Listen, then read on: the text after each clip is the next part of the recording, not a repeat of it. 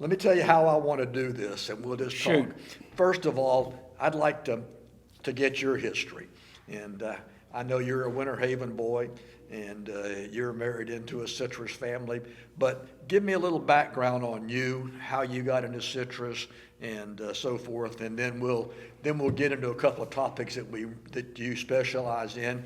And by the way, you and I have a nice video already up on mechanical harvesting. So you had multiple areas of expertise, but it's there. So tell me a little bit about All right. your Well, background. I was raised in Haines City, not Winter Haven, but Haines City. You were close. I was in right I'll county give you anyway. 95. And citrus was all around. I mean, citrus was it. My mother worked at the juice plant where they first made cow feed out of the peel. Cooter Feeds, right there on the main drag in Haines City. Okay. And through a course of events, several years later, 5-6 years later, she found herself the assistant secretary treasurer of Waverly Growers Cooperative, which was a big job for a woman in the late 40s and 50s, all through the 50s. My ag teacher decided that I would go to UF. And she decided that citrus would be good. Now keep in mind, she ran all of the payroll, all of the income for each grower, grades of fruit, sales prices, this, that, and the other, and the caretaking billings. Well, So- there's no doubt in my mind that those ladies in the office knew as much or more about what was going on in the Well- groves than the production manager riding in a She truck. told me that in high school that if I could get 40 acres of orange grove paid for, I could live a comfortable life. And first the problem was getting it, and the second one was paying for it. But nonetheless, those things got me into the citrus. So And you went as- to Gainesville. No, I actually was not much of a student in high school. I Surprise. thoroughly enjoyed the girls and the athletics. I was the only 133-pound center that played for Haines City High School. But I realized upon graduation, or very close to it, that I was not the student that I needed to be to go to college. And I was concerned of not doing well. So my mother sent me to the University of Tampa. This is the downtown University of Tampa. Beautiful Byzantine architecture. Beautiful campus. And I spent 6 weeks of hardcore, this is what you gotta do. And it was very good. I had a guidance counselor in high school that knew how I felt about all this, and found 2 junior colleges in the state of Florida that had the pre-ag curriculum, the botany, the zoology, all the chemistries, blah, blah, blah, blah, blah. And he presented me the 2 schools. And I said, well, number 1 is out. I'd never make it there. That was Daytona Beach Junior College. Temptation would be too great. The other was Chipola Junior College in Marianna, Florida. And I went to Chipola. The only athletics they had was basketball. And I buckled down and became a college student. I did very well.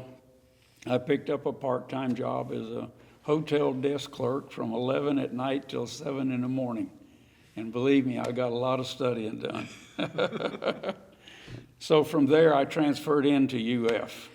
And the rest is the citrus curriculum, minor in soils, and also a minor in turf management. I tried to get in I wanted to be a fighter pilot. So at the end of 4 years, I decided I would not go on to graduate school, and ended up taking the Air Force test. And on it, it had a map straight out of the soil science lab for aerial photography, where you judge various soil types, soybean here, cotton there, et cetera, et cetera. I had scored by accident the second highest score as a bombardier since World War II. And I didn't want any part of being a bombardier. I wanted to fly the darn thing, not drop bombs. But at any rate, I got in the Air Force and was assigned a fighter pilot squadron. 19th of November, 1966, Jacksonville. And I graduated in the end of the first summer session. And when I got home, the draft board had a letter waiting for me.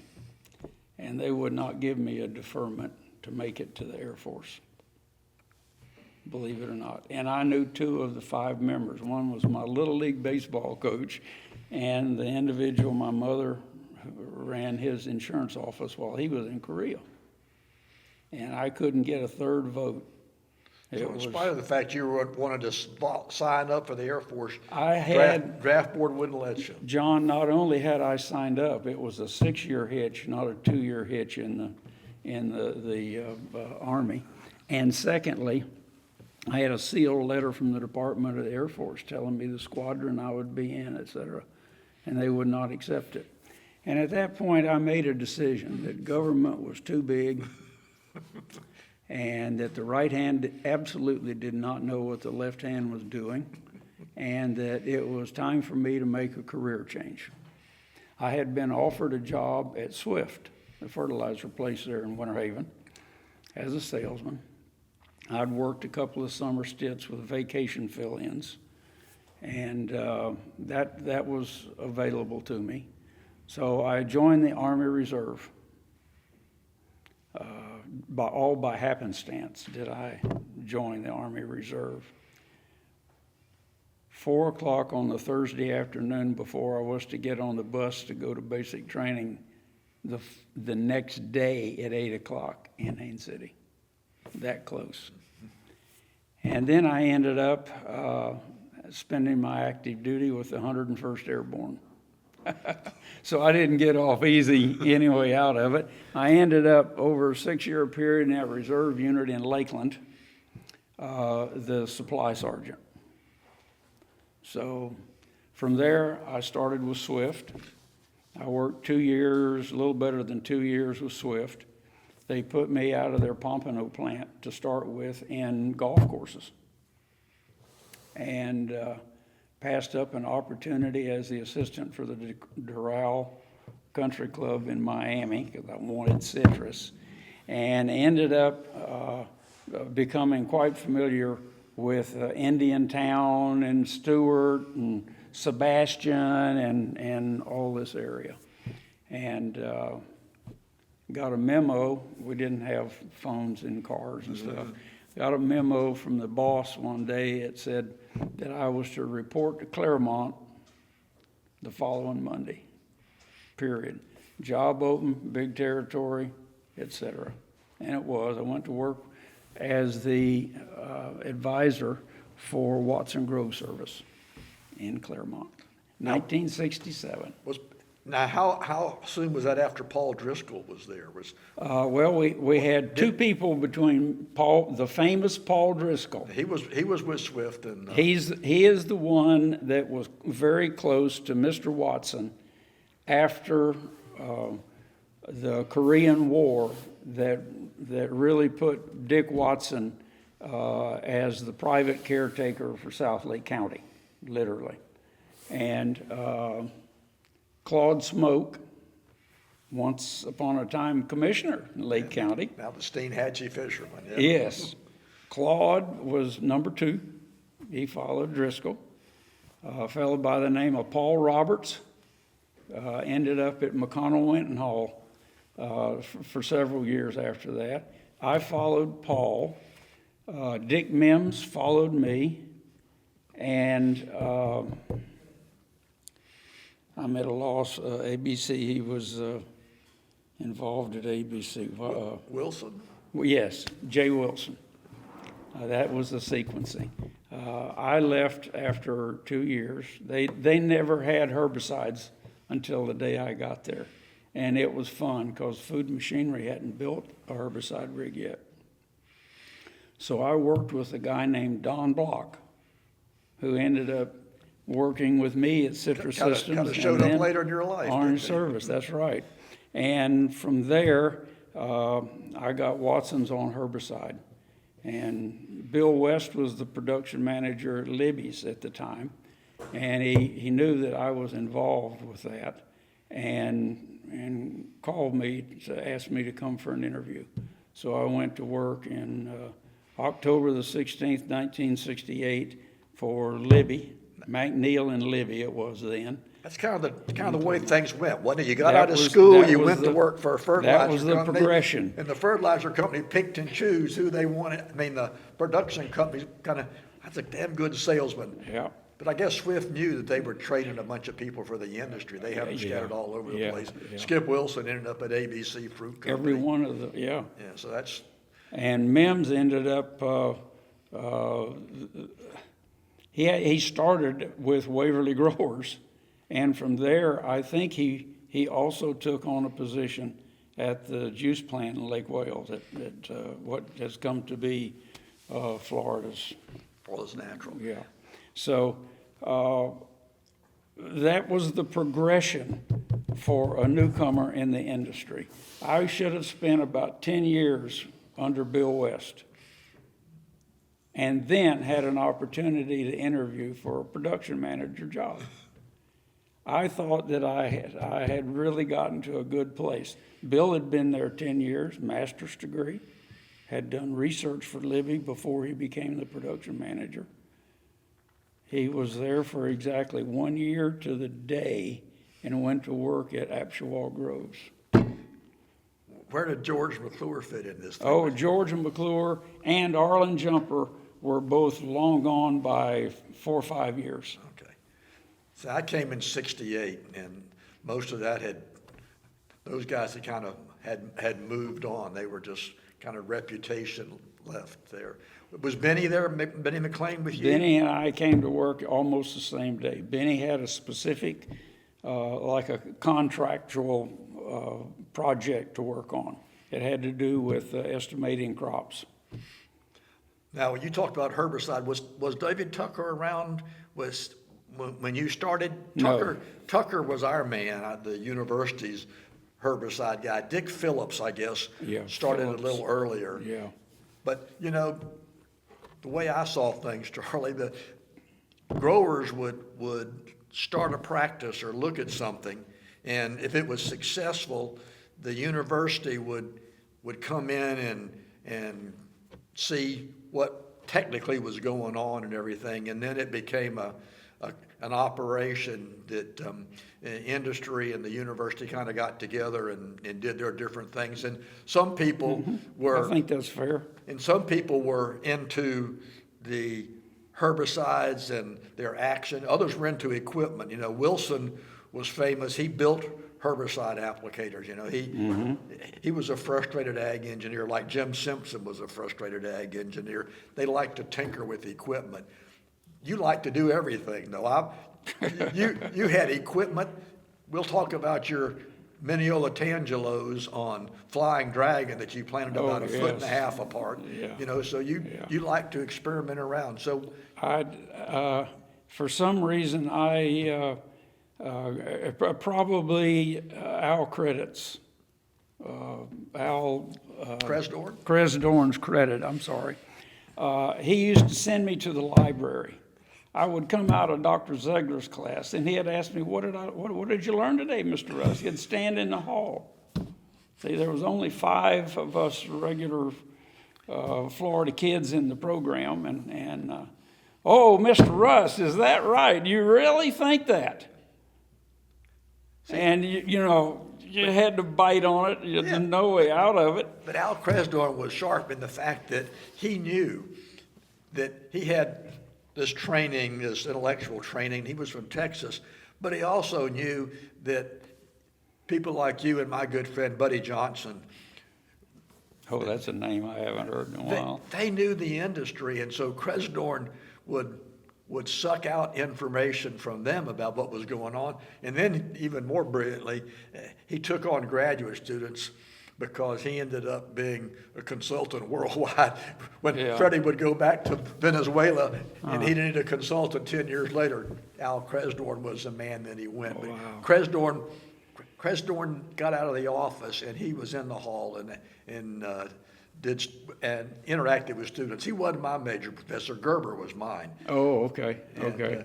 so I ended up climbing towers and doing soil moisture, and you ended up in a greenhouse. Well, I ended up all over the place with part-time jobs Al made arrangement, heard about, and sent me to interview. But the first day I came out of Ziegler's class, that Al met me in the hall, we were talking about the nitrogen rates and how a little bit more is not necessarily a little bit better.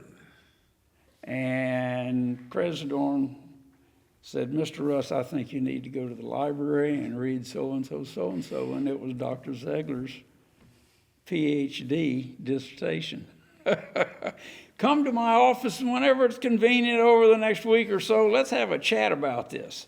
And so that's kind of where it got started. I wanted to know more about the whys than just what they were telling me. Okay, so you were kind of a personal consultant to Mr. Watson down there. I interacted with him quite a bit, but I don't remember a lot.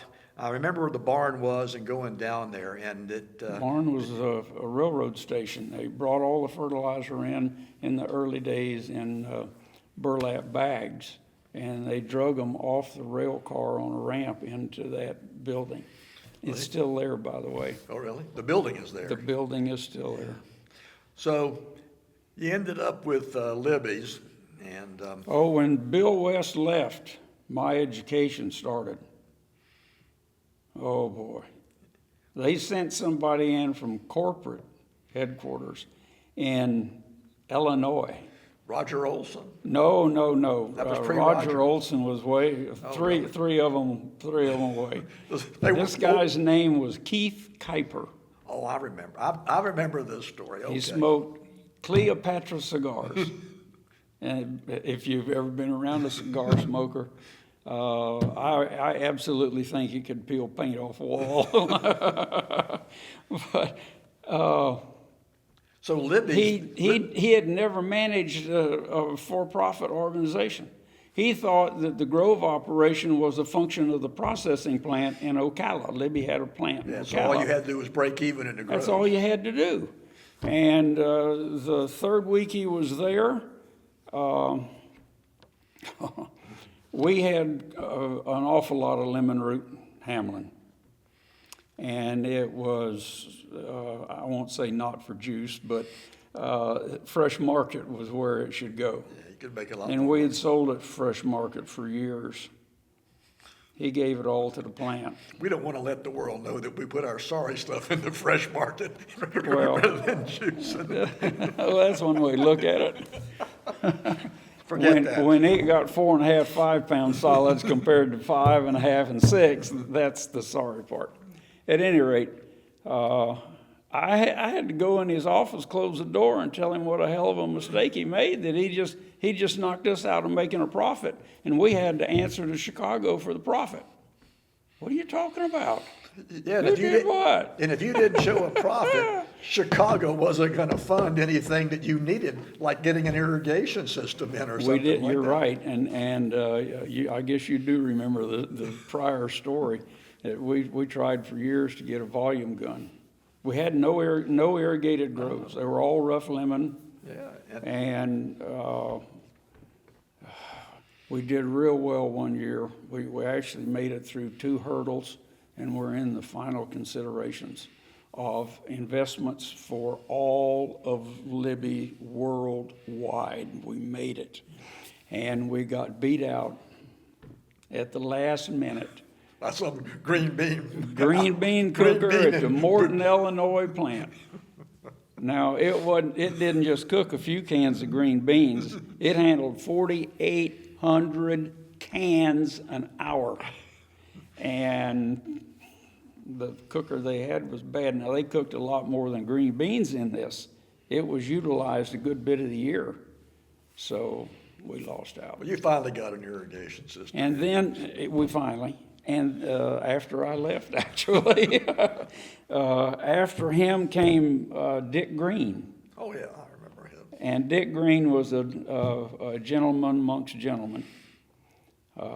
It was during that time period that we had a problem with the grove in West Palm Beach.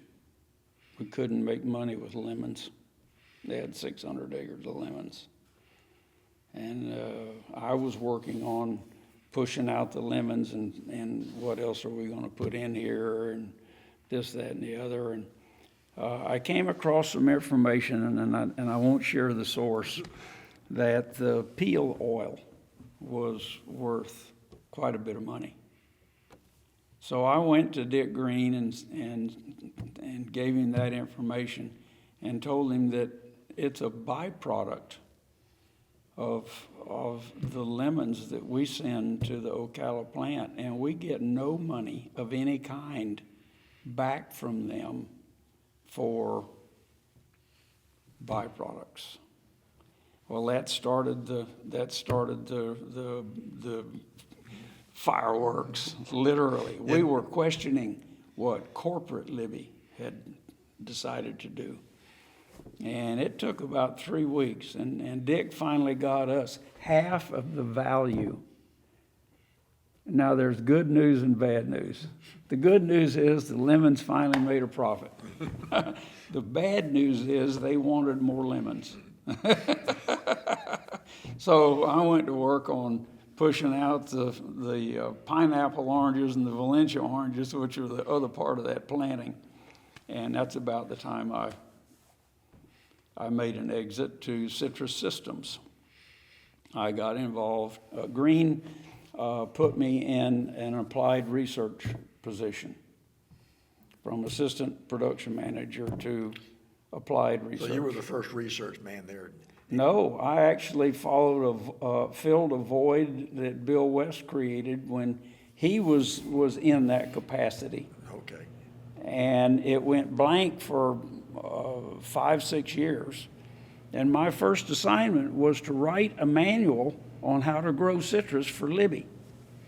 And the second one, the foremen were coming in.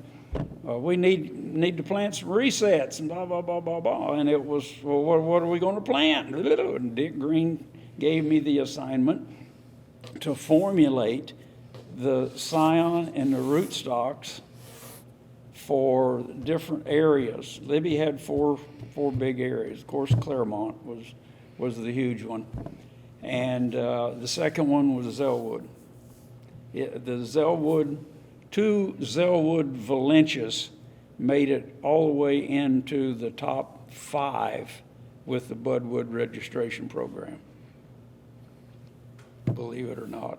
And they had 200 acres of lemons again at Babson Park, of all places. They actually owned 800 acres, but they couldn't get citrus to live on 600 of it. And then they had the 1,200 acres at Palm Beach. So I got spread out doing different. I got to work with Dr. Koo on an NPK trial for those same damn lemons in the grove in West Palm Beach. I enjoyed that very, very much. Yeah, that had to have been a tremendous learning experience. Dr. Koo was remarkable. We could an hour talking about Dr. Koo. Well, you know, it's kind of interesting, Charlie, because Libby's was one of a few. There weren't many big national corporate companies that were in the Florida citrus business, at least not that I can remember. Well, Coke was the big one, but Yeah, and up in our area, well, we were really heavy to co-ops, and because there must have been obviously a lot of smaller growers there. So, but the disadvantage, I say, and that, I don't know if that's the right word, with big corporate companies like that is that they're looking at comparing Florida citrus like with green beans or whatever else. But then again, a freeze comes along and they walk away. It's not as if they've lost their entire livelihood. That's right. Like a grower who had his grows financed and the freeze comes and he can't work with, or the banks don't work with them and everything else. But Libby, I mean, so what if we walk away from citrus in a packing house? We got green beans and corn and other things to do it. So it was kind of a different thing. So you went through mechanical harvesting. One of the projects that I got put on, Dick Green wanted to know a little about Acta-Aid, cyclohexamide. Yeah. And so I did a rate trial on probably the best block of Hamlins we had. And Dr. Buttram with Upjohn. he was with Upjohn per se. Upjohn also owned Kilgore at the time, and Kilgore had this research operation called Citrus Systems. And I worked with Jim in laying it out and the data and all that, and he offered me the job of being the field rep for Acta-Aid. And at that point, I left production per se for this very specific thing, and learned, oh my God, the first of my catastrophes, and they weren't, where all of us in this industry and every other probably come to do things to change what we're doing, or to develop a new program, or to look at something from the other side of the room when what we're doing doesn't work. But if it didn't not work, we wouldn't be looking. I went to answer a phone call from Ben Hill Griffin. Drove to Frostproof, met Ben Hill Griffin, number 2. And in the process, he wanted Acta-Aid somewhere to show the pickers what could be done. He was going to pick it up by hand and wanted to try and spend the money for the chemical and the application and cut the picking price down a little bit. So I said, I think we can do this. I can certainly get the fruit where it's very easy to pick, and some of it absolutely falling on the ground. And I had just done one with George over Howard. here.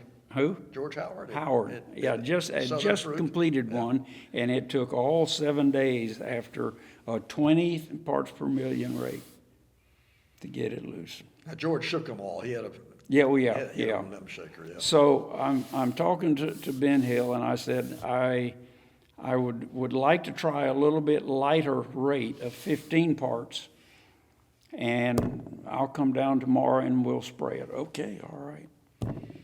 We did. I went down 3 days later for the first inspection. Holy cow, Fruit John. on the ground.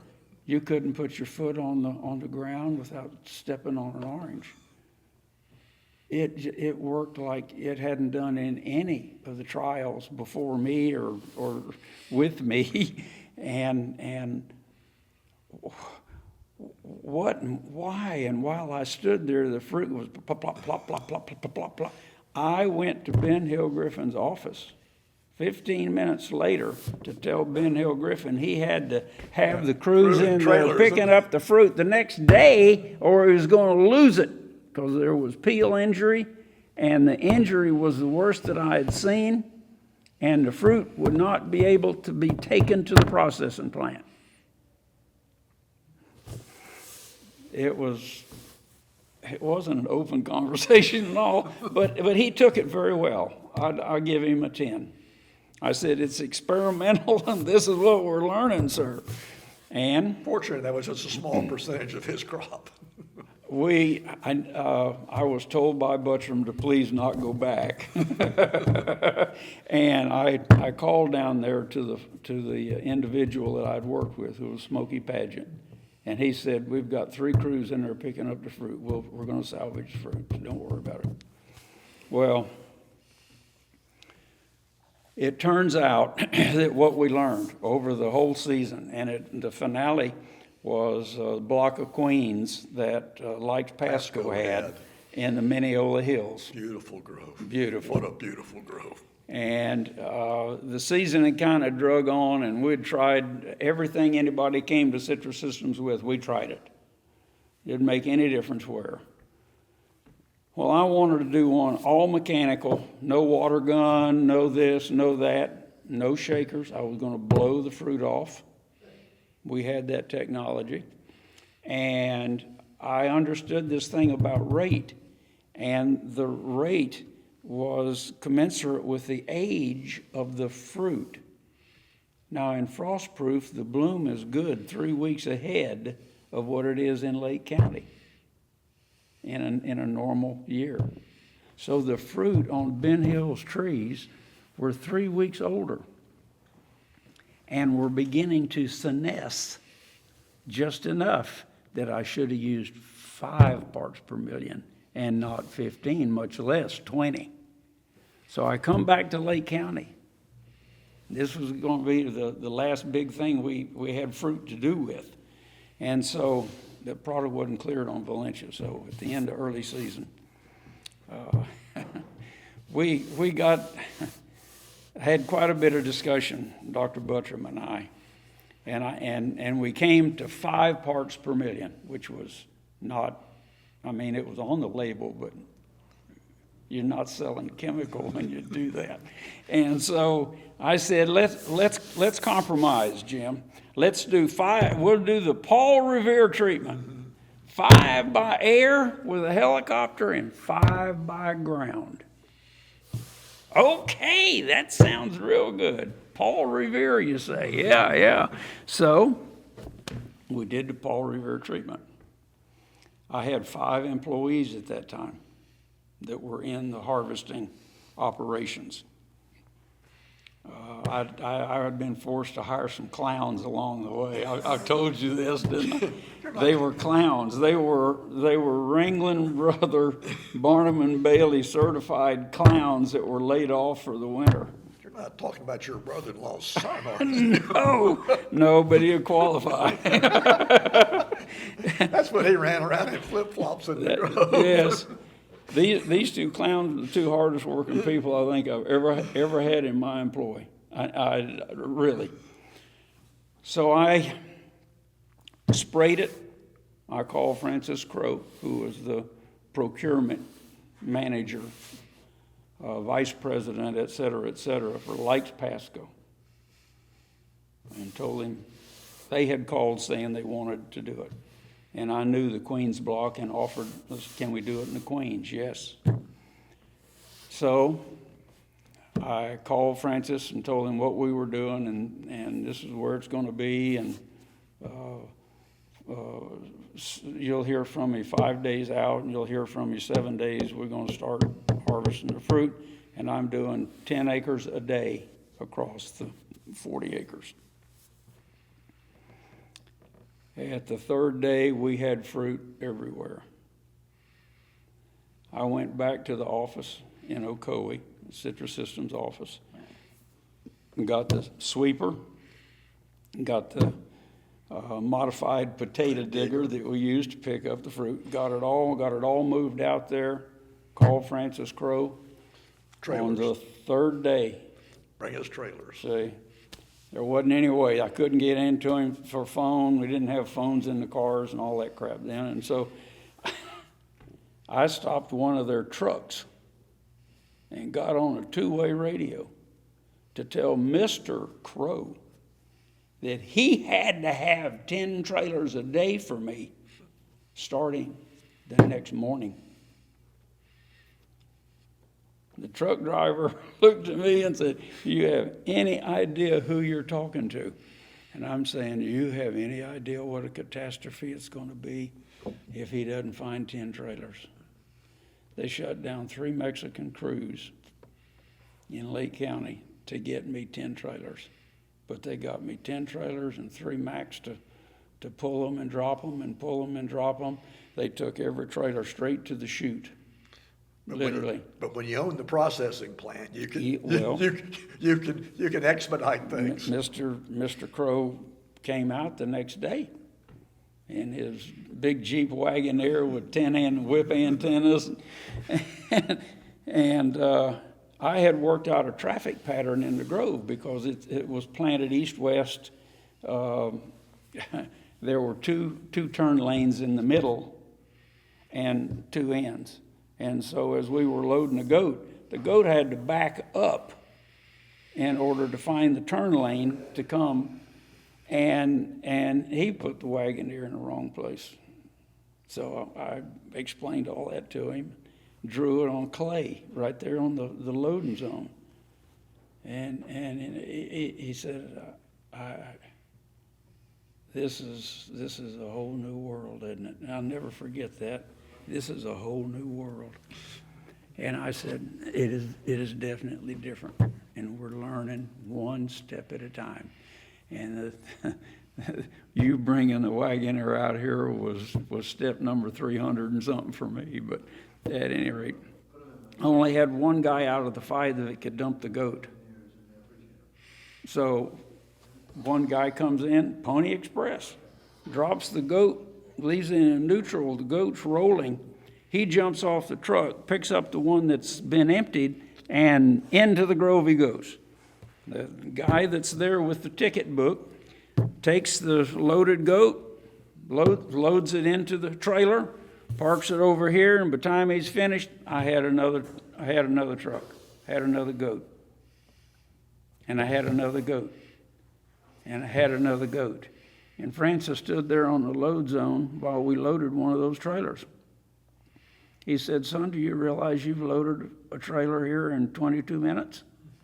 I said, "I hadn't timed it yet. Don't have time for that. Let's go in and look at what we're doing."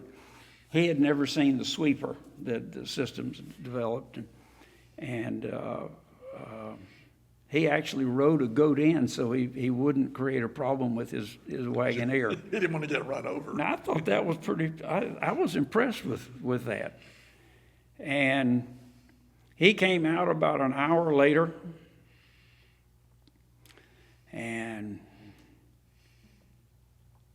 he said, "You're doing everything you said you'd do, a little ahead of time." And I explained the aging of the fruit thing to him. That's the point at which it dawned on me what had happened to Ben Hill Griffin. And later that summer, I got a job opportunity from him. I didn't take it. I stayed with Citrus Systems. And if you remember, by the way, Citrus Systems statistics for that fruit season, we moved a little over, like 103,000 boxes for a cost of 88 cents. And everybody we worked for were giving us prices like $1.05 to $1.15. So it was viable.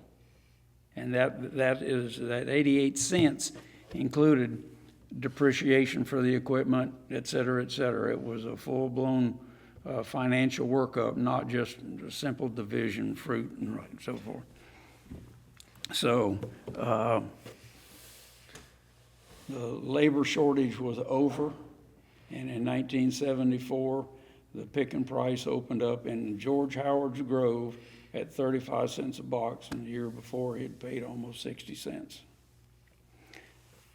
Apathy set in. Growers didn't care about mechanical harvesting, what kind of machine would work or wouldn't work. Boom. And I made a timely exit to help the payroll circumstances at the systems, and went into Orange Service Company. That's the point at which, in '74, I went full bore. 6 days after I went full-time, I had bought the 2 California hedgers that were here in the state that I had helped find work for. I got a reasonable deal and a lot of help from them through the years. 7 days after I went full-time, one of the machines burned in a grove in Lynchburg. I mean, burned. Cost Adams packing 4 grapefruit trees in addition to. So that whole winter and spring, from I think it was February the 1st is when I went to full time that year, to take it apart, rebuild it, re-hose it, re-electric it, re-this, re-that, and we got it started in June. All right, so you and Citrus Systems had decided that you were moving on. Now, did you create Orange Services? Was that a brand-new company, or did you buy? Orange Service was created 2 years earlier with front-end loaders to remove unwanted trees. There was one guy in Umatilla that had a loader, and you couldn't get him. He was way too busy. And I went and leased a loader from Caterpillar to do Libby's trees and worked for 9 months for my employer at Dick Green's approval. I charged them $11 an hour for that front end loader, my operator, $11 an hour. They put the fuel in it, and I could use their shop to repair it. But now you were still at Citrus Systems, so this what you were. That is correct. So you were. Jim knew I had the 2 loaders running. Okay, now was it just you, or was Lovett involved? Lovett was with us when we did the second loader. He'd come out of the Air Force and wanted something to do, and I said, let's do it. And so when did you acquire the shop there at 50 and 27, or right now? well, we did. It was in stages. We went everywhere looking for a place that had a concrete floor to work on, and it turns out Gerald Shepard had a little fruit stand there. That was at one time a packing house, by the way. The old packing house burned. Gee. The old packing house was buried right in front of the shop at that time. And the shop is where the boiler was for the packing house. And so we got the old building, we had to put a roof on it, and we had to rebuild some trusses and stuff that would never make code. And we got that little office where he had the fruit stand. That became our office. And we didn't have a sign up, we didn't have anything up. It was a godsend that we had a place that we could crawl around on creepers and use jacks and do tire work and blah, blah, blah, blah, blah, blah. And about 2-3 years later, I went to our landlord, ABC again, I'm thinking Jay. Wilson? Hester? Hester. I went to Bob Hester, who owned it all, and said, would you let me put a metal building up in front of that office? And he said, okay. Who would do that today? I give him a lot of thank you, because it was the only place we could go. I can tell you a bunch of Bob Hester stories that verify that. Okay. Silver Fox was a remarkable guy. We ended up having a harvesting company there, Weeks, and he moved out of the parking lot. And so I asked if I could have 2/3 of the parking lot. And a couple of years later, where the Orange Service office moved to, we had that vacated by a fruit buyer. And I went to him again and said, I'll remodel that building if we can rent the whole place. And I don't think I don't think he doubled the rent from the first day we were there to the last day. But he wrote notes, and you know he died of a spider bite. Yeah. All in one day, died in the hospital with a spider bite. And his secretary, 3 or 4 months later, read the file to me. Linda. That we could do this. If it ever came up, they had a contract for it. We had an opportunity to match it, et cetera, et cetera. And she says, by the way, Bob took a picture of the office when you did it a few years ago. It really does look nice. Where do you, that had to be some bit of divine intervention. I couldn't have pulled that one off. So, Orange Service Company grew from loaders to California hedgers and toppers. Then we started building our own. The engineer from Citrus Systems, Don Block, after Systems closed, came to me and I said, yeah, I'll use you. Okay, now, you and I were talking this before the tape started. Early on, pruning of citrus was almost entirely limited to summertime activity where harvesting crews went in and pruned out dead wood and what we call water sprouts out of trees. Mm-hmm. Suckers and water sprouts and dead wood. Yeah, so the theory was that the dead wood produced melanose and that the suckers were sucking nutrients from the tree and wasn't producing much fruit, which wasn't really the case. But that work was done. But very little work was done on actually controlling the size of the citrus trees. John, I think you're absolutely correct. That would have been selective pruning, not mass pruning. The need, as I said earlier, the need comes when your system isn't working now. Picking prices were going up because pickers had to use taller ladders. In a few cases, yields were falling off because trees were growing together and losing foliage surface. And I think it's at that point that the question of doing something to open up the aisleways, mass pruning, was to be thought about, not done anything with, just thought we didn't have the way to do anything about it. And the experiment station got involved. I think they built a couple of things. I wasn't close to that very part of it, but Food Machinery was the one that jumped out and actually designed a four-bladed rotor. The big windmills. The big windmill. It was designed for low horsepower. It was designed for relatively small wood. It was designed to be tractor pulled. It was designed to be knocked down so you could pull it on the highway. They did a lot of good things under those criterion, and it did what you wanted. It was 3 degrees was the angle they put on them, and they did that so that the saws didn't recut the limb after. When the first saw, let me do it this way for the camera. When the top saw came down, it was 3 inches inward, so that it didn't cut the stubs that the saw before it had left. In other words, instead of being absolutely straight down the row, it was canted like this. Very few people ever knew that.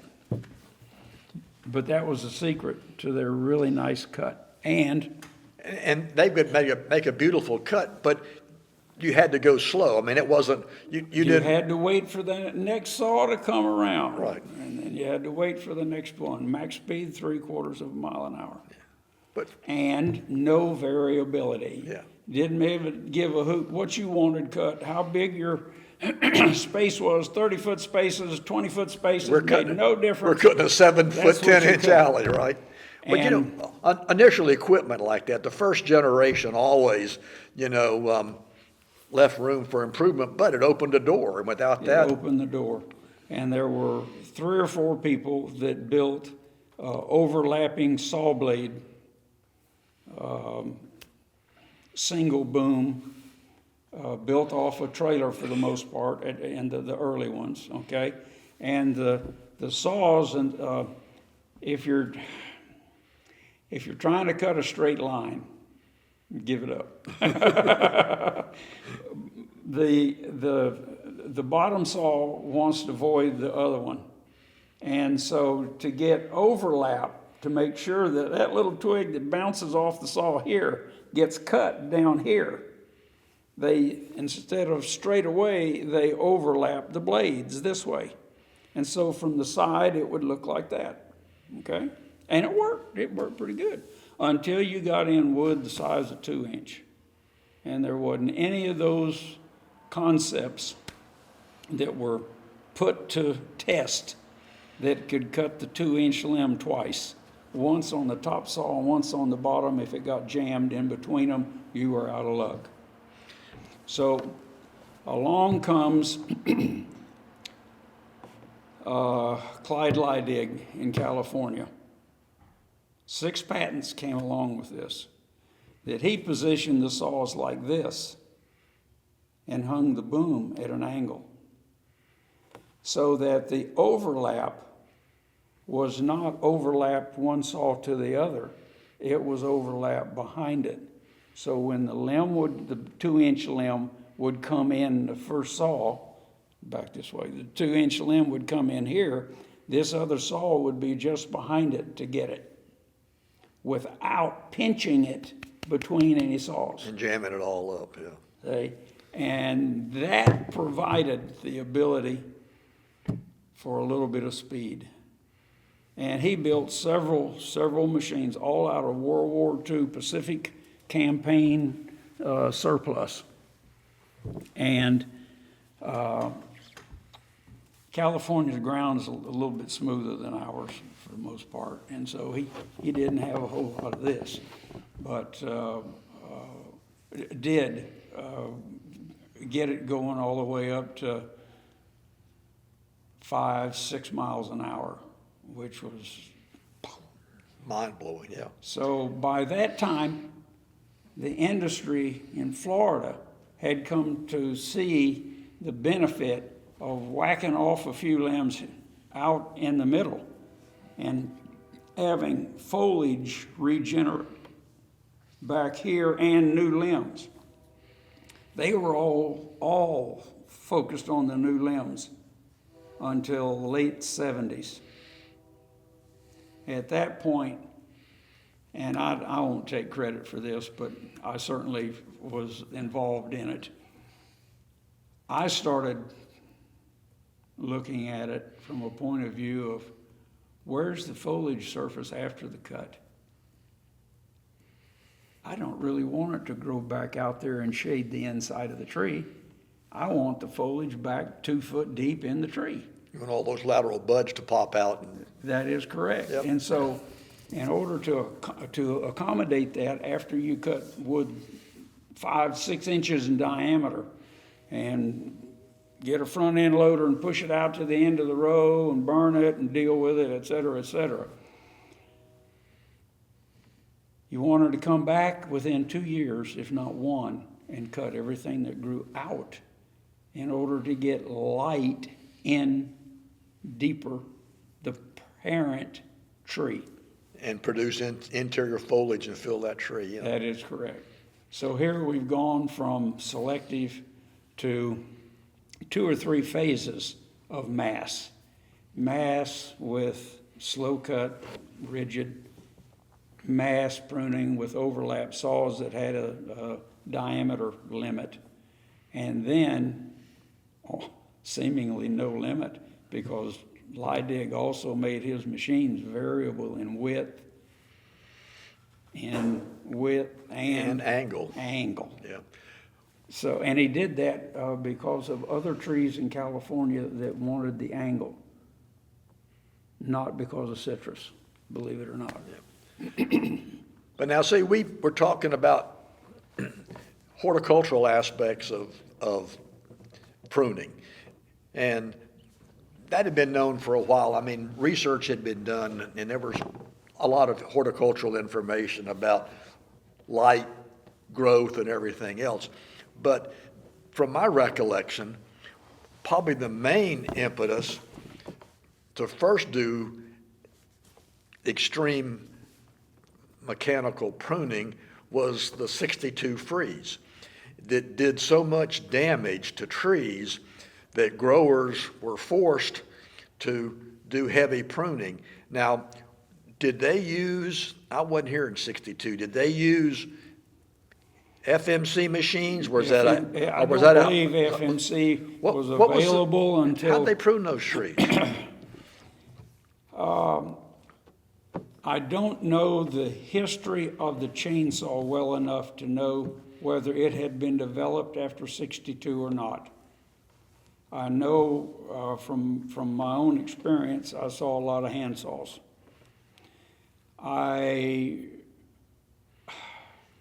I'd like to have that question answered. For someone from the audience, please stand up. Yeah, Bill Weiss is gone. He didn't know he'll make it up, but anyway. The first chainsaws that I was familiar with were more in the mid-'60s, not the early. But they could have been. They would have been killers.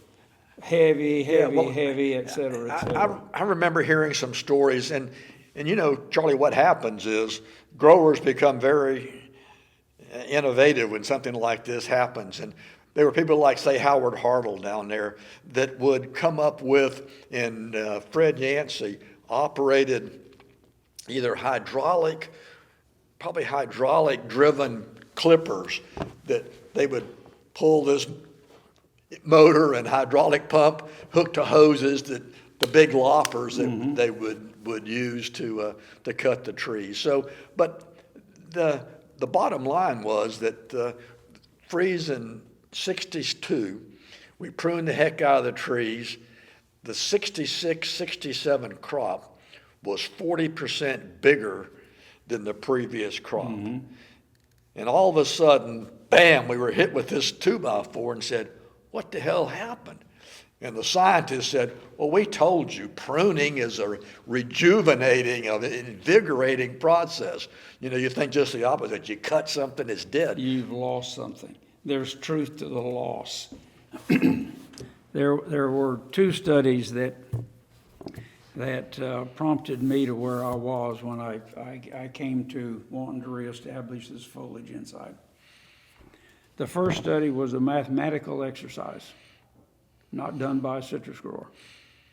It was done to determine how much sunlight hit a given leaf in the position of a plant, not necessarily citrus.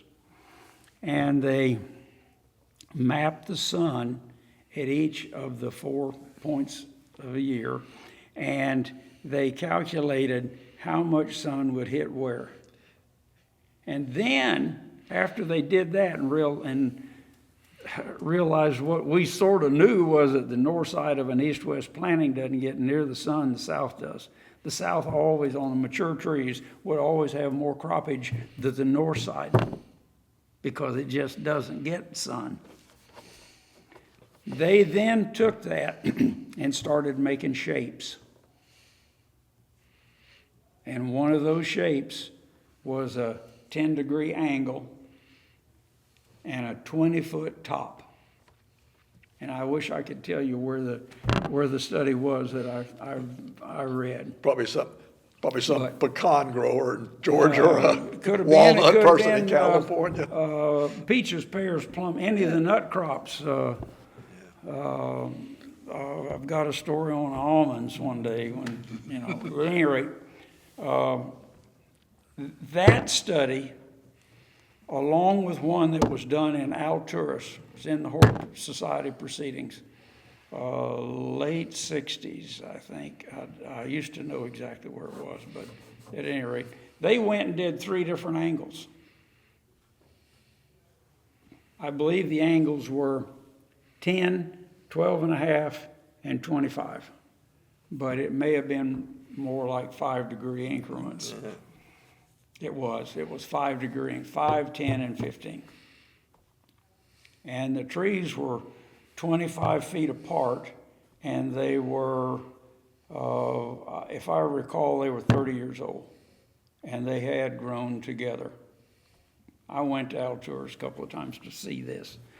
And the data showed that the greater the initial angle on a cut where you're going to be into some big wood, and maybe not a horrific big wood, but you're really cutting, leaving great big gaps in the side of the tree, okay? The more angle you start with, the more the crop loss the first year. By the second year, you're gaining back croppage. And by the third year, it didn't make any difference what angle you cut it at. You'd come back to the same croppage. So, the mysteries of sunlight and the angle to catch it, but they stopped the study at 3 years, and they didn't do any recuts. And I was always brokenhearted about that, but 3 years it had to be published and all that stuff. So Al Cresdorn came to Libby while I worked there in this research function, and wanted to go after really big wood. And we had a lot of grapefruit that was, you could see where the FMC machine was kind of running out of steam. And the California machines were available at that particular time. And we cut a block of marsh grapefruit. It's on the side of the road where the truss plant is on Highway 19, just south of 27. Beautiful, absolutely gorgeous block. And we cut it, and we did 3 rows of each of the angles and all this. It was replicated, And we went 25 degrees for the worst cut. And believe me, if I hadn't approved that with Dick Green before I did it, I'd have been fired. No question about it. It was ugly. You could take 2 cats and throw them at the same time, and the cats wouldn't have any place to land until they got on the other side of the tree. It was that naked. You could throw a ball back and forth. Play catch, between right? people, yeah.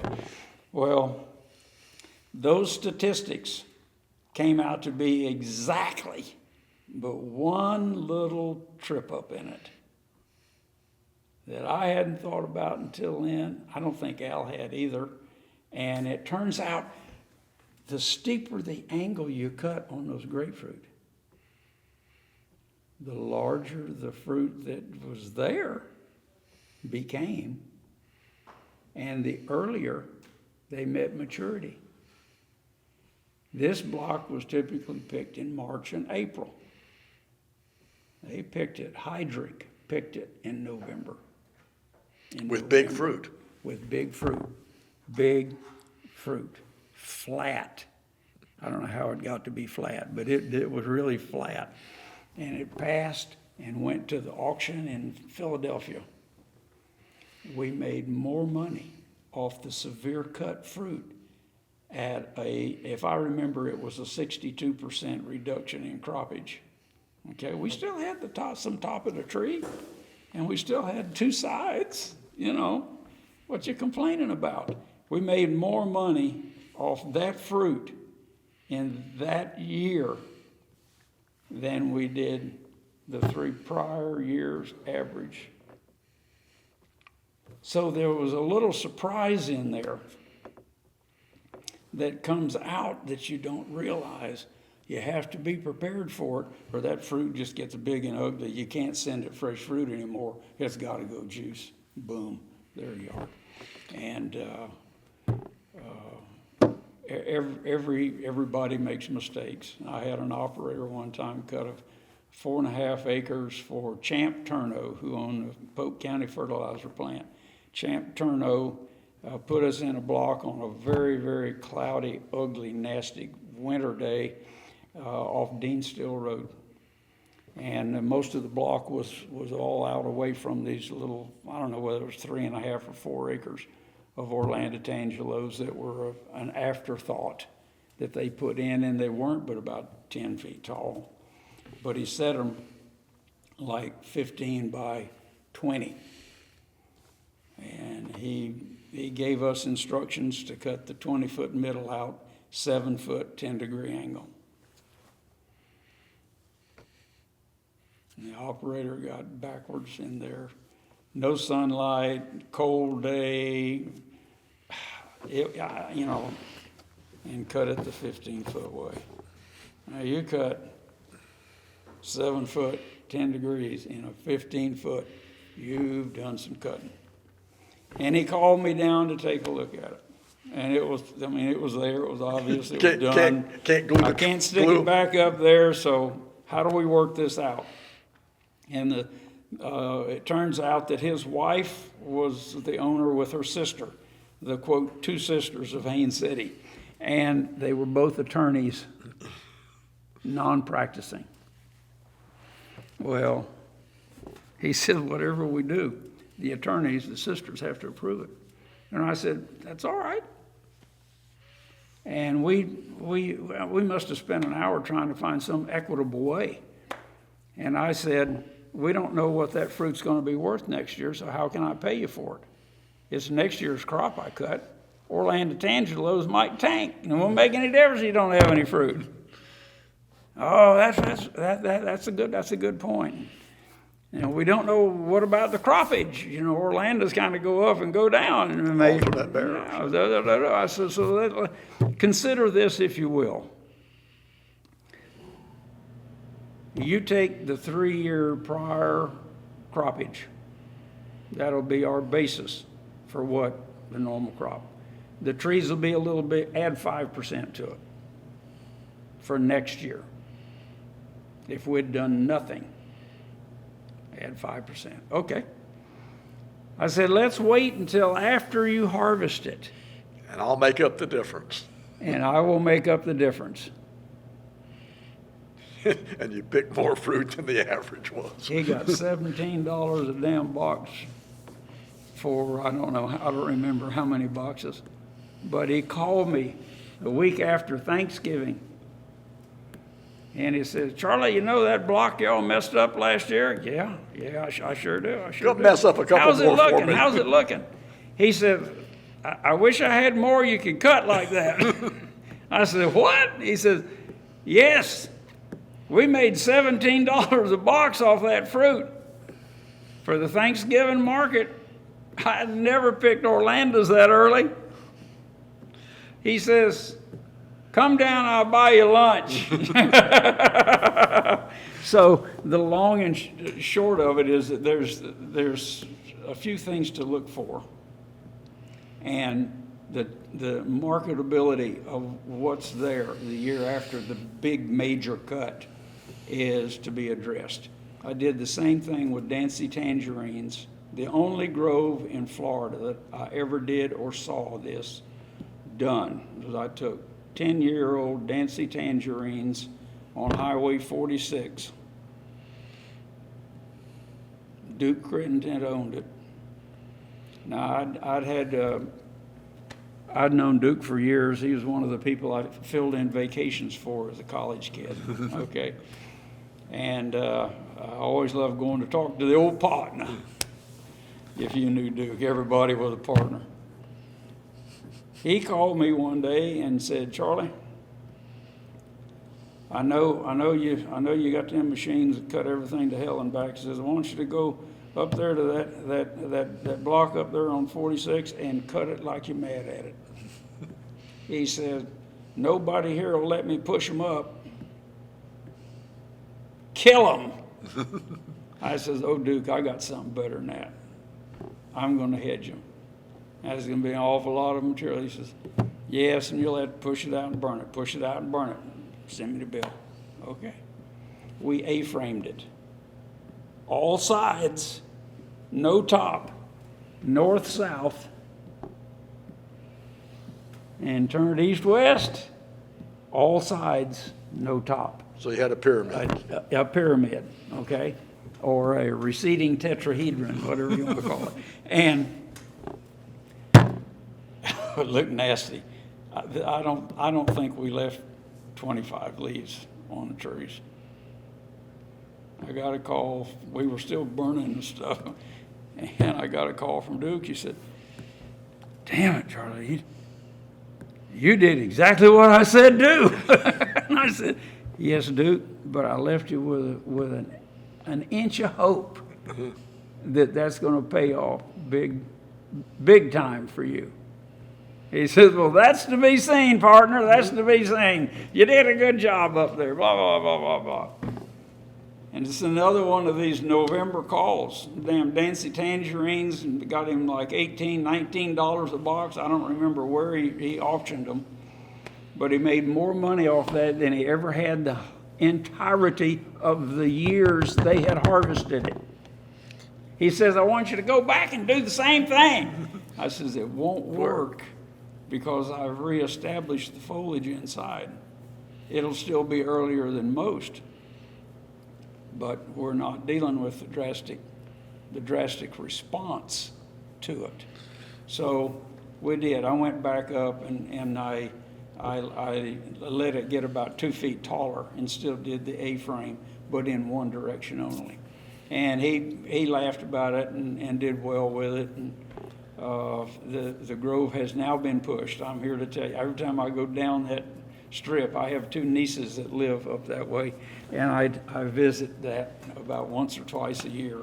Where is this? On On 40? Highway 46, on the east side of the Wakaya River. You come up, there's a road there, very nice houses. You go up a little bit higher, and it planes out, and there's a second road that takes off. It was the 10 acres in that corner. On the east side of the Wekive. On the east side, south side of the road, and the east side of the river. Okay. Well, as we go through this, it appeared, this was kind of a learn as you go deal too, because That's exactly my point. You would play around and do this, even though there's a number of scientific articles written and plots and everything done. Why did you decide that you were better off to build your own equipment rather than using other stuff? Did you start off with Kimball equipment? No. No, you had Lido Leidig, in California. The Leidig, used the World War II stuff, and he Yes. built. Now He was Pop Kendall's arch rival. Now, did Leidig come to California on his own, or did he come out at the invitation of somebody? No, Leidig was in California. He originated in Visalia, California, right in the valley. Okay, and Kendall was over closer to the coast and south, and I don't recall the name of it, but Kendall only had toppers. Oxnard. And he had Oxnard, thank you, and Leidig had Hedgers. So they were arch rivals. You don't mention one of them's name in front of the other. I did that with Chan Hannon one day. I went to ask Chan what he thought of me buying the Leidig Hedgers. So if you probably knew Chan Hannon reasonably well. At any rate, I had the Hedgers 2 years. He brought 2 from California to Florida to try the market. I helped him find work. His health was failing, this, that, and the other, and he offered them to me. And I went to the bank and got turned down. And a few weeks later, I went back to the bank and reminded the bank president exactly how many of his board members were citrus growers, and that I had broached the subject with these of them, and they asked me to come back and make another application. So you His started name with, was Joe Duncan, pipe smoker. You ever been around pipe smoker? Pipe, He took his pipe out, and he looked at the pipe, he said, "Your loan's approved," just like that. So I bought 2 hedgers. These were Leidig hedgers. These were Leidig hedgers. And Leidig had 6 patents on them. And Kendall, 2 years later, came to Florida with a hedger. They hired away the 2 operators that had stayed from California. They hired them away to go to work for them in Haines City. So, okay, I trained some new ones, and I had plenty of work. They had plenty of work. Work wasn't a problem. By then, hedging had become a common practice. Pretty much so. And the ability, I think we could still cut much heavier wood than they could cut. I didn't make it my campaign to watch what they were doing. But the operators, after about 3 months, tried to come back to work for me, and I told them no. One of them went back to California, and I don't know what happened to the other. P.A. Giller, I have no idea. But at any rate, we could cut bigger wood. And so we got into a lot of those messes. Great story, shut down Cape Kennedy at one time. Did you cut a line? I cut 2. And I did a hell of a job on several power poles through the years, and I've got a file that's about that thick of accidents, boo-boos, mess ups, et cetera, and we had. You tell somebody, they're on the phone, "I need you to cut my 100 acres." You look at what you're doing, he ought to be finished there, he ought to be finished there, I'll be there next Tuesday. You got the weather, you got the person that's the operator, and the worst part of it is that guy with the 100 acres got the pickers out of another 40, he wants to do that too. So the adds on. You do not have control of your schedule. I'm sorry, you do not. Even if you own the damn business, you do not control it.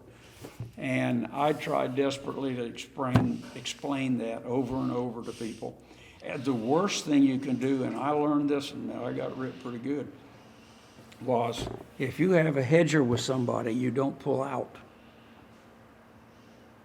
That's an automatic, never go back to that grower. Now the one waiting, if you've taught him right, he will wait. Maybe not patiently, but he'll wait and he'll come back. But to pull a machine out from A to go to B to come back to A, it doesn't work. You go to B, B ties this one up, you have to come back with C, and I didn't have enough to do that checkers game. There wasn't any way. And then it involves all the inefficiencies of moving the equipment. You move it the fewest number of times you can possibly move it. So well, you learned a lot. I made a liar out of myself. Well, and that's common not practice. Intentionally, but at the end of the first year, we were so far behind that I went to people in July and said, "I tried. I know you wanted it done in May. Will you wait a year?" I didn't tell them I couldn't get there until next year. I said, "Will you wait a year?" And almost 100% of them said, "Yeah, we know this." So I told Don Block, start building another one. And then the inflationary thing picked up. So you ended up building machines because you could build a machine like you wanted for less than buying one, or nobody else was building viable. them? They weren't Leidig had stopped building anything. He only maintained what he had. So there wasn't really a viable commercial. You couldn't go to eBay and say, "I want to get this hedger or The that only hedger." place you could go, I don't know that Food Machinery hadn't actually stopped building them then. I don't know when they made that decision. Orville Pounds made a hedger that leaned forward very much after looking at the 6 patents of Leidig's Yeah, the single, machine. his single and put sided it on a single side, on the side of a Deutz tractor. yeah. And if you had light work, it would be just fine. And you couldn't find it, you couldn't get parts even for Leidig stuff. There's a lot of parts we couldn't get. So you were forced to go into the So manufacturing I was business. forced. And then inflation hit somewhere in the mid-70s. We had 2 or 3 bad years, and I convinced the bank that I could build 2 of them today and save not only the higher rate of interest that was coming, but the inflationary spiral of what the materials were going to cost was double what their interest rate increase was probably going to be. Old Joe Duncan at the bank changed pipe back and forth from one side of his mouth to the other. And he said, Charlie, you're telling me that the cost of building the machine's going to go up 20% for next year? And that's why I want to build 2 of them now. I will save 20% and pay you 7.5%. And he said, I have to take this to the board. I said, okay, give me a call if you have any problems with them. I'll take care And of it. I got a call back, says, go ahead and build your 2. So 1 year we built 2. Now, as you built these things, you obviously were getting feedback from operators, and it'd be nice if it did this or if it did that. I remember the machine that they built at Lake Alfred. That machine was built with the idea of being able to hedge and top, right? It had the ability to take the cutting. Yes, it would cut head, vertical, raise up a mast, and lay over. Right. So it was but that machine was only an experimental machine. FMC never went that direction commercially, did they? You were the first. There's an awful lot of rail system. One piece of metal like this and another one in it that goes up and down in the hydraulic cylinders. To go from vertical to horizontal, you have to have almost 3 times the rail system in order to accommodate it. And secondly, you had to hang that boom beyond the tires on the 2-fold machine. And that meant when you raised it up, you had already changed your center of gravity by 2 feet from having the top resting here, it was resting that far out. That was good in that you could cut a little further, and they needed to cut top-wise more so than vertical. And so if you got in a grove that was too tall, you had to hedge it low, raise the hedger past number 2, and then you had to come with past number 3 to top, and if you didn't get to the center, you had to stick that out to get to the center. And so for small, relatively small, not the 30-foot monsters, the 30, 50-year-old tree, blah, blah, blah, blah, blah, it just wouldn't fit there. And there were too many of those examples up and down the ridge, and we even looked at that and gave it up. Okay, so you ended up building your own machines, and I would gather every machine had improvements from the previous one. The hedgers had very few, and they were mostly electrical. We went a long way for electrical until I guess about we built 8, and somewhere around number 7, out of necessity, we had to remanage sawdust. Now, the operators had a helmet with a draper. They were in clean air, a 3M filter mechanism, et cetera, and sawdust is not hard to get out, okay? The really fine stuff is like your sanding, that's torture, but chips is not a big deal. But they plugged up the damn radiators. And we had always had the problem. And we had addressed it in a maintenance plan, how often we cleaned the radiators. And every other year, we took the radiators out and had them rotted and cored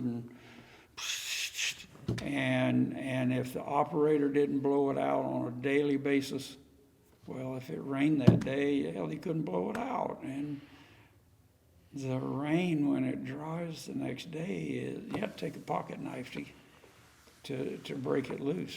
You ought to try. It's like taking flour and you're cooking and you get a little string out over here and it gets wet.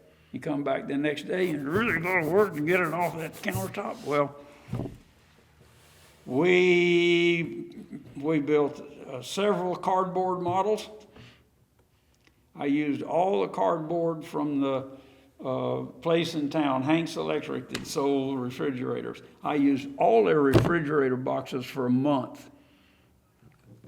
And we decided, instead of taking the air where the engine was, which was about this high off the floor,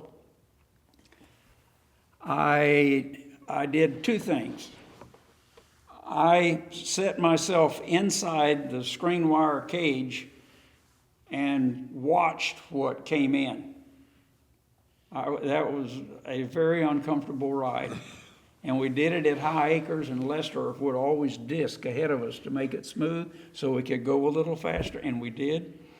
And the dust, the black dust, was more the problem than the damn sawdust. We didn't cut big wood at High Acres. So, the next thing I did was take fly paper and see what particles.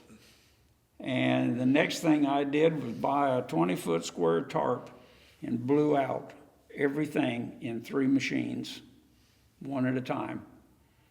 Full air pressure out of the shop, every vein, flashlight, look through it, take the shroud off the back, get all the corners up in the shroud.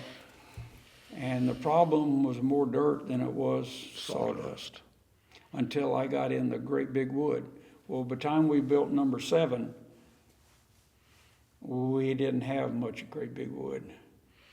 So I then got Luan, which is real thin 1/8-inch plywood. And we made us a chute that came up and took the air out of the operator's level. But wait, we made the screen round and this tall. And we put electronic timers on it that would rotate it every so many minutes. And we put timer on the air system, like a little jet of air. Yeah. I could describe it differently, but a little jet of air.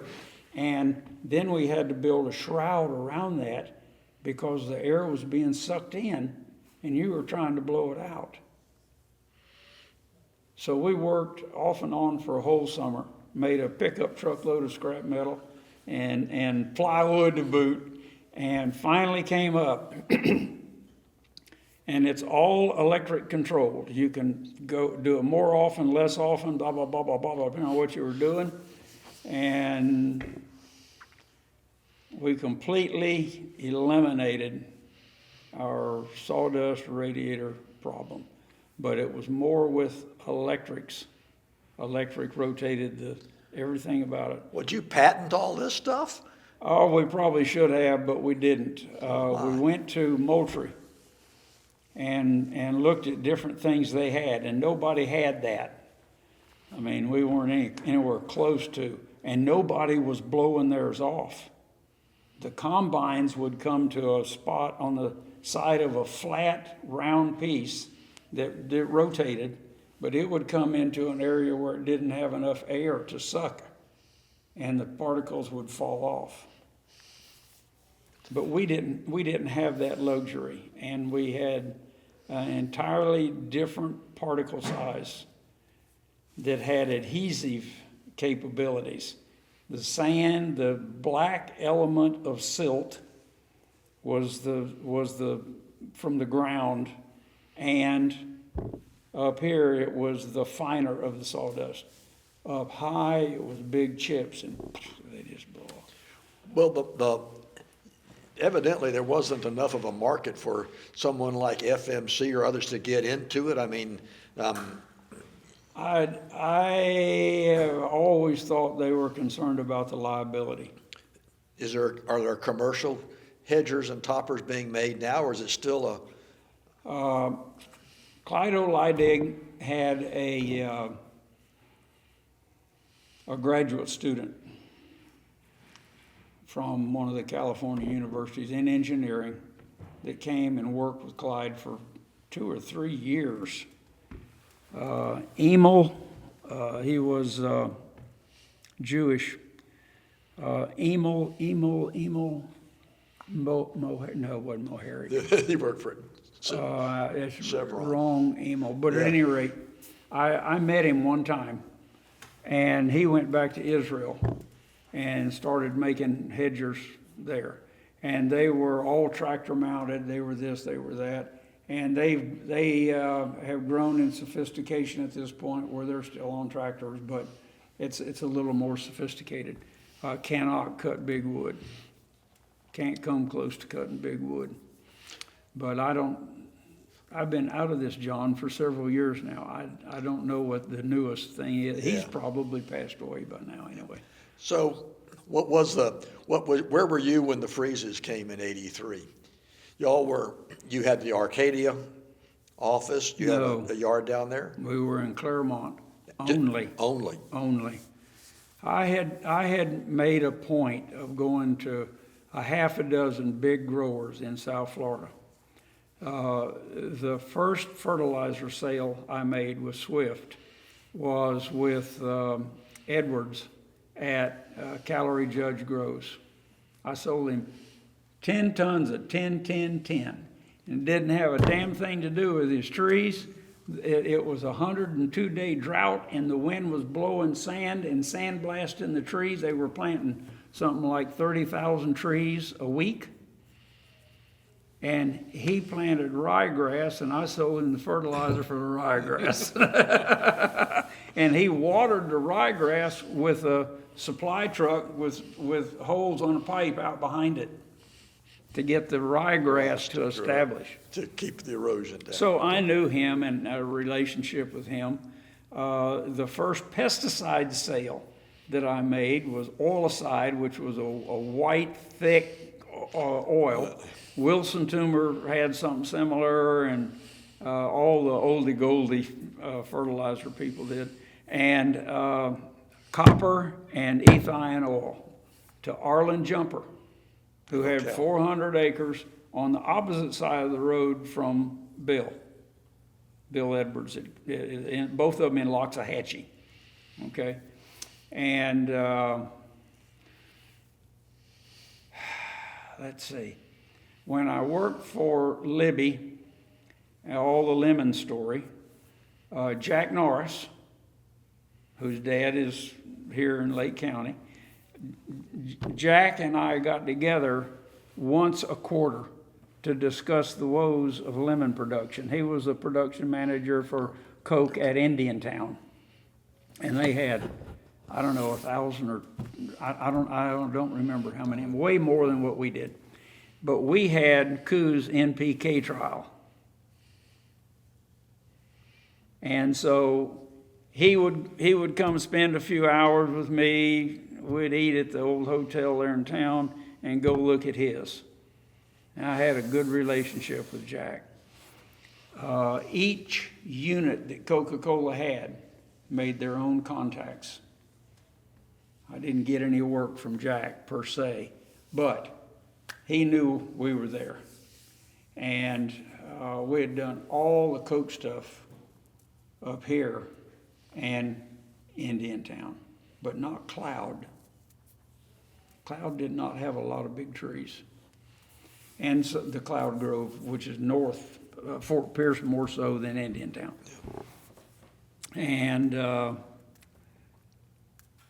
there was somebody over around LaBelle that we did some work for up here. Or maybe it was Barry, maybe it was the other Winter Haven family that the production manager left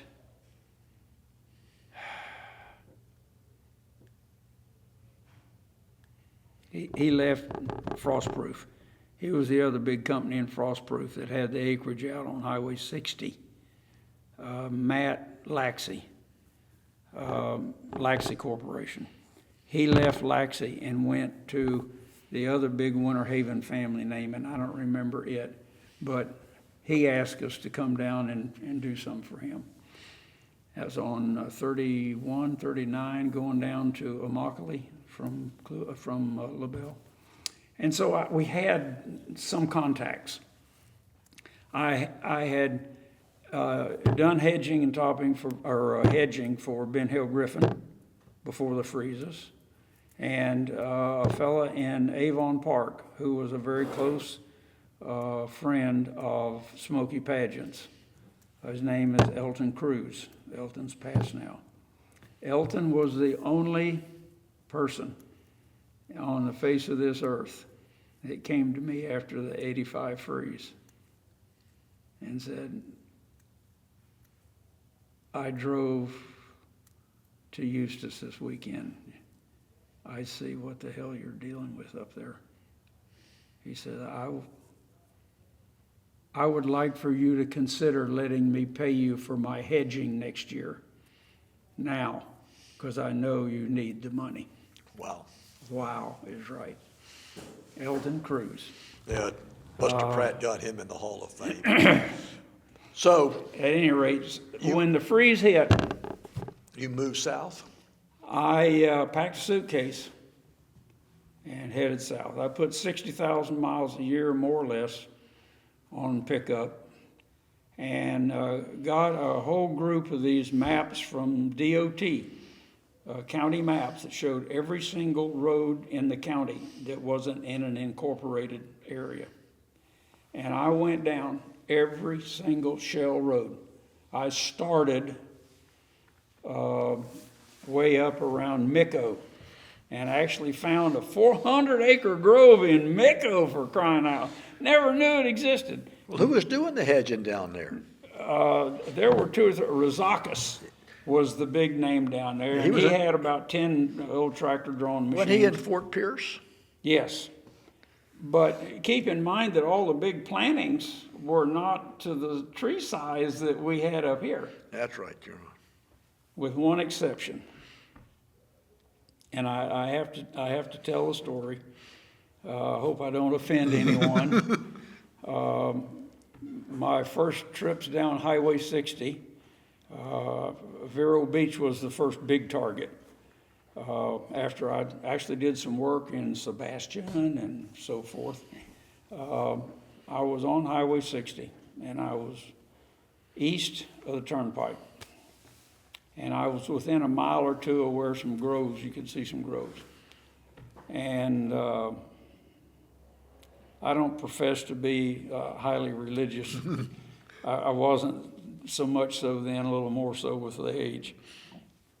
I asked the Holy Spirit, John, to steer the truck at 70 miles an hour, whether I should go down that first road to the right or go down that first road to the left.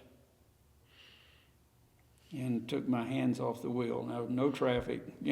Thank God there was no traffic. He must have planned that too.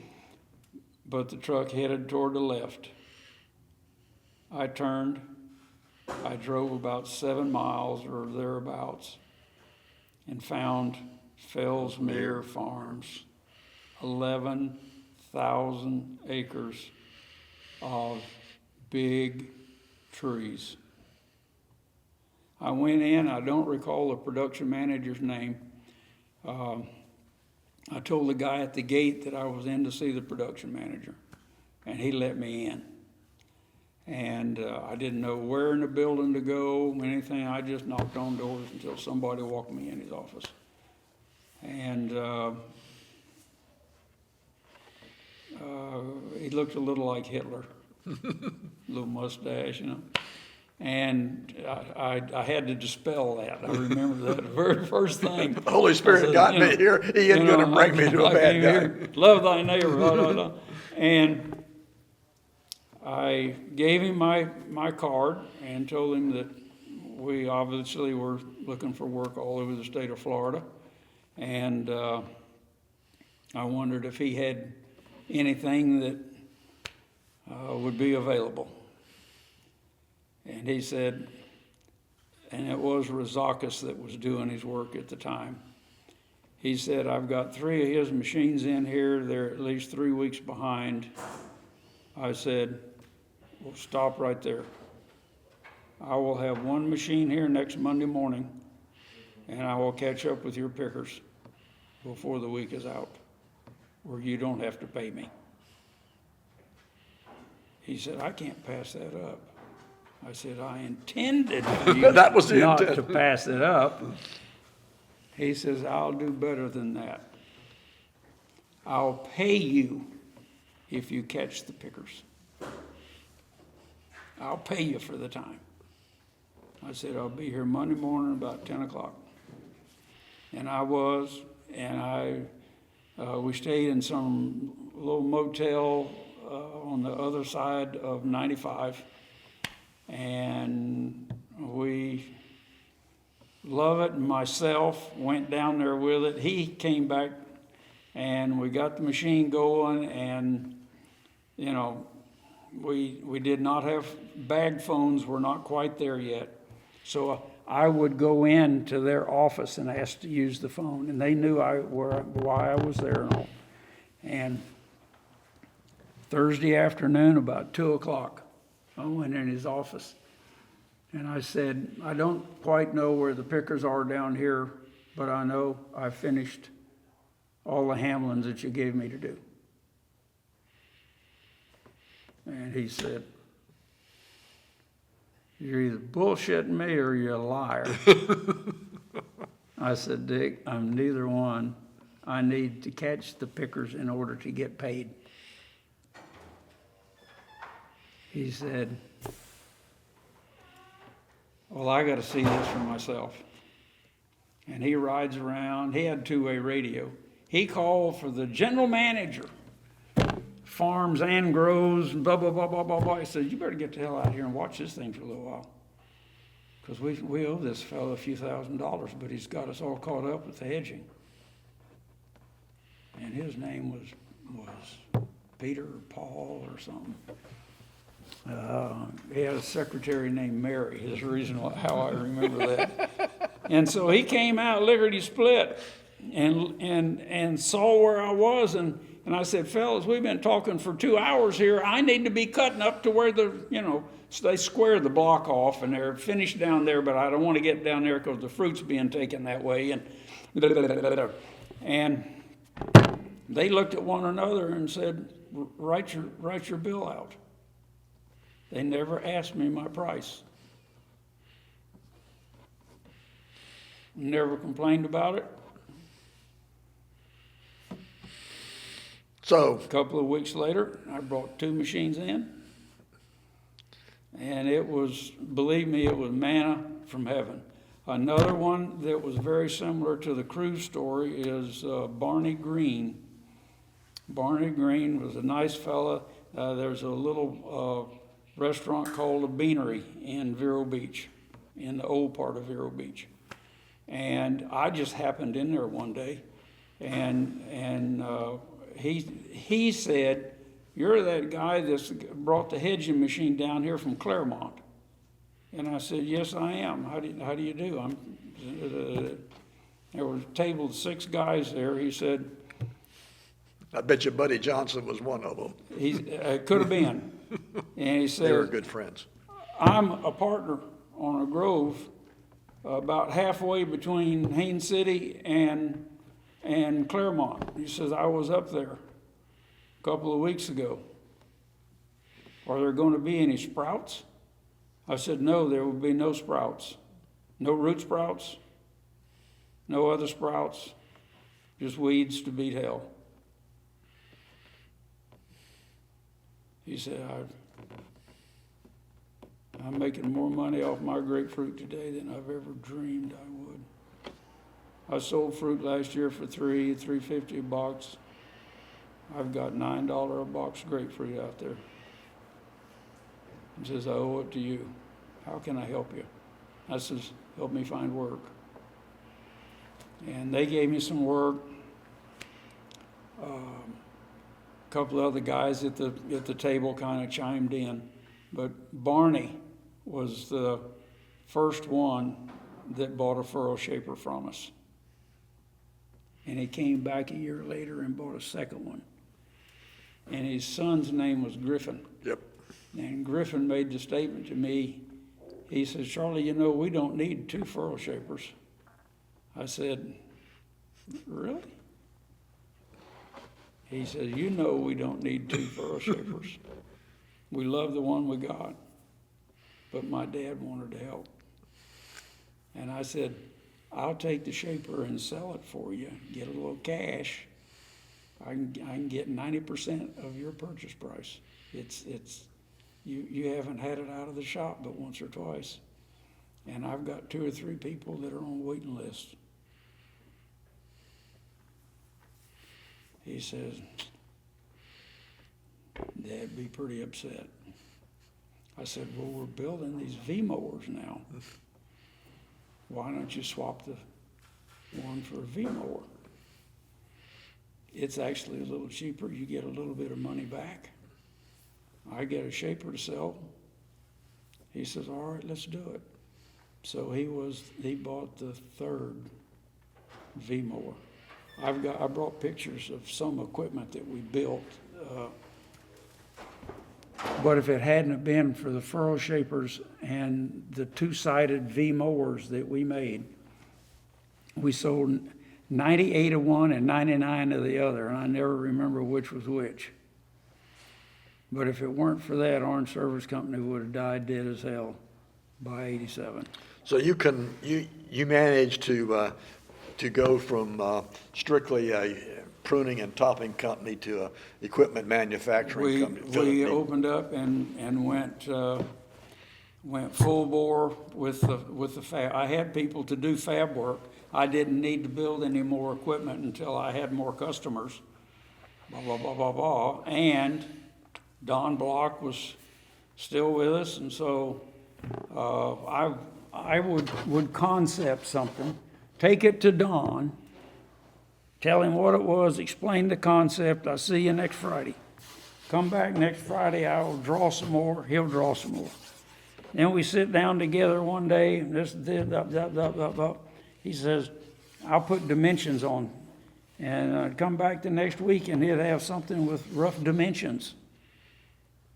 And so I would take that. He would give it to me in a piece of paper 22 inches long, and I would hold it on the steering wheel while I drove the turnpike and looked at, and I would find things that wouldn't work in the field that he hadn't seen or thought about. And it was a great collaboration. In the 26 years, he and I had words twice. He also helped me build the house that I live in today. He and I dug the plumbing lines and the sewage lines, and I cut every stud, and he had 2 guys from the shop that put them together. So we had a very good relationship. And yes, we built over tree herbicide rigs that could spray both sides of the tree at one time. We built herbicide rigs back in the early day that you could shoot a paraquat around it, but not a residual herbicide. The one would cut the other off and be just paraquat, and then come back 2-3 feet further and be high var or whatever. Yeah. And Felsmere Farms came to us with probably the most unusual contract build we ever had. Now, they had groves that were, the grapefruit would rival our biggest Apchoir grapefruit up here, okay? Yeah. And they hadn't cleaned the furrows out in so many years that they had primrose willow that was 6 inches in diameter.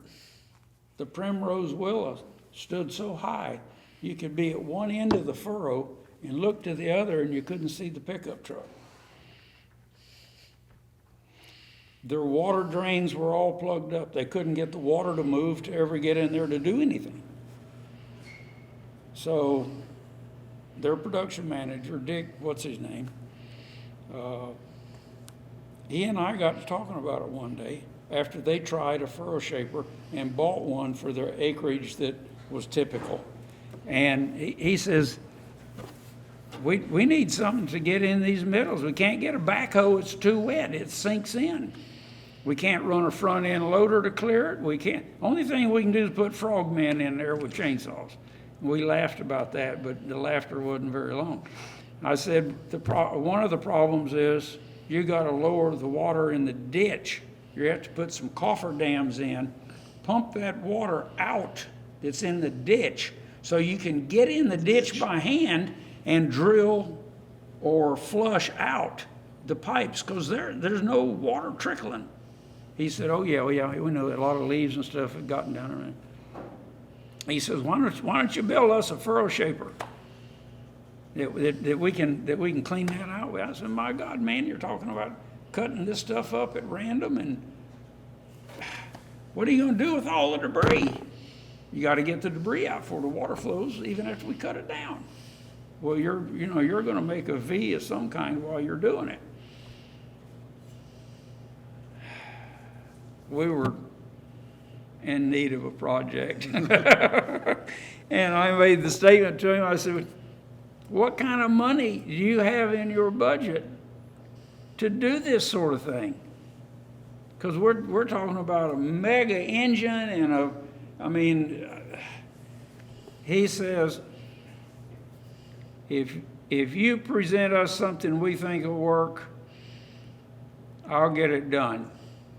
So Don and I, he comes down for 2 days, and we got put on waders and waded. The furrow was like this. We would get here and wade and come up on the other and walk down and wade to see how damn deep it was. Now, when you get to the end of the furrow, there was a 30-foot turn. That's all the soil you had to turn on. So whatever we built had to come up 10 feet from the low end of the furrow and turn around 30 feet to get on the ditch bank to do the same thing again, but to go down 10 feet in the next furrow. Well, Don and I started drawing, and we didn't like anything we did. About 2 months later, I took something and I said, look, we like that, we don't like that, we don't like that, then let's take this and let's go with this. And I just threw some scratches on. Take it from here I'll see you next week. Next week I came in and we started this process again. And we had to have close to 700 horsepower. And we had to have hydraulics that were 2 stages bigger than what was on the hedgers. Now, this is all to clean out water To furrows? clean out water furrows that had overgrown for 10 years. They had anywhere from 3 or 4 feet to 10 foot of water standing in them, excuse me. And were 1,200 feet long ones to boot. And we're in 600 footers. And so we designed the cutter head, and it was different than the furrow shaper. And we designed how big a hydraulic motor we had to have. And so we took and scrutinized that and then worked on the apparatus that had to hold how many of those to get from side to side. And we decided 4 is all we were going to do. They were each about that big around. And we figured that in order for us to have that hanging off the front, we had to have a 16-foot long machine with the engine at the back of it.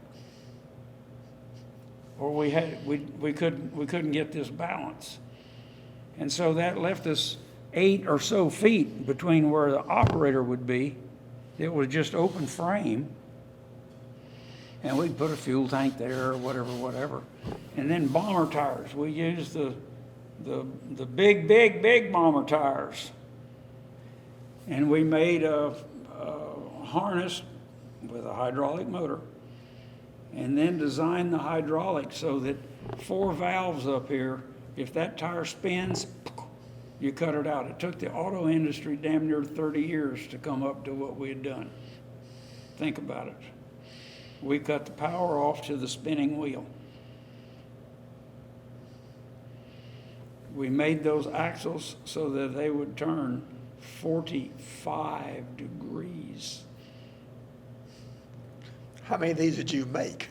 1. Where is it? We gave them a price of about $150,000 to build it. And they came back with warranty period and one caveat that we weren't sure we could do. We had to train Mexican women to drive it. So, did you? Yes, they? we did. Yes, we did. And we started with our secretary. I've got pictures of our secretary, blonde lady in a dress, sitting at the controls, driving it around the parking lot, right there on 27. Is the machine still down at Fellsmere? I have no idea. I haven't been to Fellsmere in 20 years. Were they happy with the results? They were happy with it, yes. Good.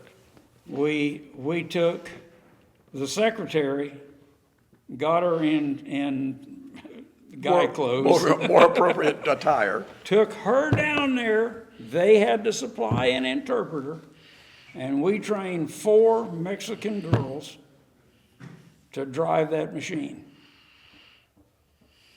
And it did a hell of a job. It really did. We created a problem for them that they weren't ready for. All that brush and everything. All that brush. But we got their drain opened so that it would drain at least the last 50 feet. Well, you probably They gained did that with a backhoe. You probably gained 2 feet deep root system by doing that, getting all that water out of there. There's no telling. We didn't try and dig soil with it at first. We just No, but I mean by cut the draining, limbs off. by taking the water down. Oh, yes. Look what you did to the beds and everything. Oh, Lord, yes. Yes. You see what time it is? We've been going for a little bit. Yeah. We're gonna shut down. We're gonna shut down. But so when did you finally decide that you'd had enough fun in the equipment manufacturing business and the hedging and topping? And I reached the magic age that I could retire, and I just knew that it was time for me to leave. I gave them a year's notice. How hard was it for you to finally decide? Well, John, we're sitting here, it's like the end of a time period, and we're shutting down for another episode. And I'm going to leave the answer for another episode, just so we can get the audience to tune in. But I did a very unusual thing, which will be a little surprising, a little different twist, and it didn't work. And I also spent 3 years finding the buyer that I finally sold to. And it wasn't the buyer that I wanted. And that was in 2006. And it took me another almost 10 years to sell the property in Arcadia. By then, we were fully functional in Arcadia. Actually, Don had retired, and I had hired an engineer down there who did us very well with the shapers in particular.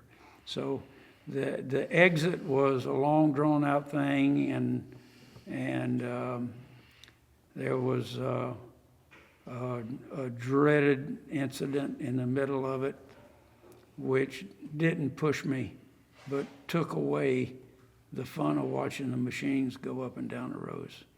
Well, I know now that you aren't away from creativity with the shop you have, and Yeah, no, I went right into woodworking, I'm on the other end now. I'm using the flat boards instead of the round trees. We'll get together again, and I also know that you got into camellias, and so another thing. Never one to slow down, always just maybe redirect your efforts, but anyway, fascinating. Like I said, we have, and you wonder where we were going with this. We got a lot of ground to cover. Thank you. I've enjoyed it very much, and I hope all of you enjoyed it. If you as stayed well. through the whole time, you're miraculous.